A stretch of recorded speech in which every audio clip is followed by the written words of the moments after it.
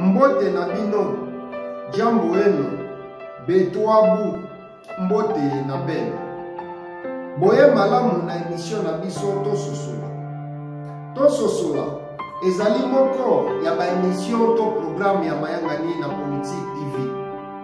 Tososola, ezali présenté par Wabino Patrick Chimanga, tata ya Mayangani, mwana ya mama Christine Kalamba. Lelo tozokende na kososolisa bato nyonso ndenge nini ya koyeba moninga na yo ya solo. Tika totala yango na lisitwali. Ezalaki na ngonga moko baninga mibale bazalaki kotambola na kati ya zamba moko ya monene.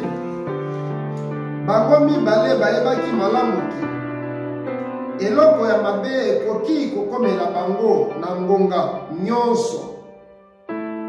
Mpamba te bazalaki na zamba oyo banyama nyonso ya mabe bazali. Na kotambola na bango bayokanaki ke bakozala toujours bomoko nto ini. Soki danger ekomeli bango na kati ya zamba oyo bango bazalaki kotambola na kati.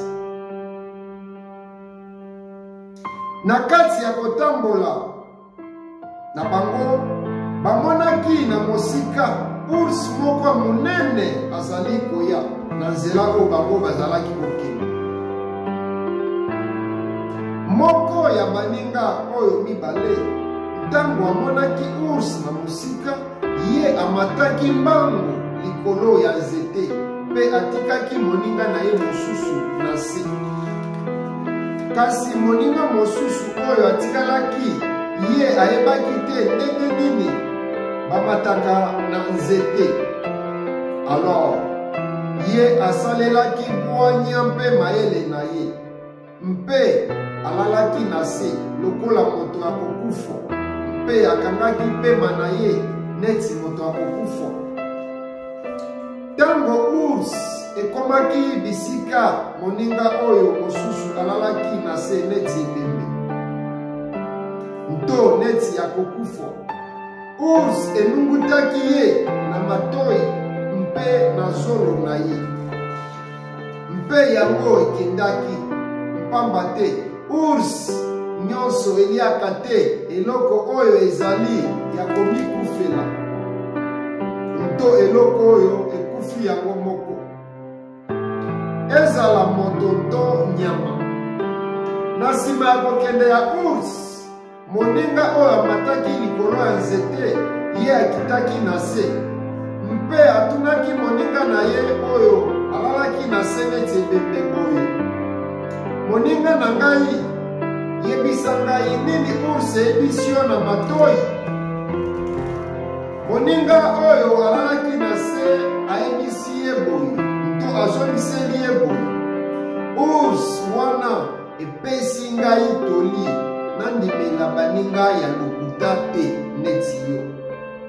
Moninga ya solo ezali oyo nto ezali oyo azosiporte yo, oyo alingi yo, akotelema na yo na bangonga nyonso, ezala na ngonga ya pasi, ezala na ngonga ya esengo.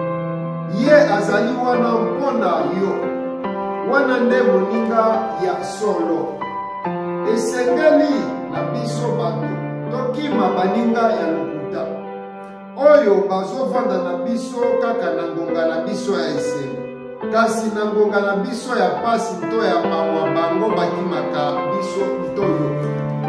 Ezali pasi mpona kozwa moninga ya solo, moninga oyo azokomprendre yo to azokomprendre mokili oyo yo ozali kovivre. Moto nyonso oyo azokomprendre nyonso si basituation na yo, mpe azotelema na yo, ezala na basituation ya malamu to ya mabe na bomoi na yo, wana nde moninga na yo ya solo. Baninga ya solo bavandaka libela, ezala nsima ya maloba, ezala nsima ya distance, mpe nsima ya bata. na banzi ete ososoli lolenge ya koyeba moninga ya solo mpe tomonani mbala ya nsima. Merci beaucoup mpe goodbye.